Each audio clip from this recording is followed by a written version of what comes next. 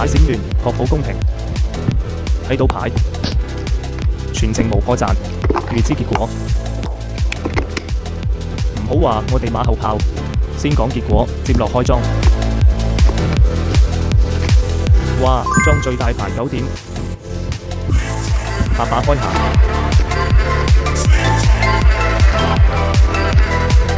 冇錯，白8點，閒贏。睇下下一局開乜？下一局仲係開閒，又中咗，就係咁神奇。落嚟開個莊，靚仔9點冇錯開莊，仲係開莊。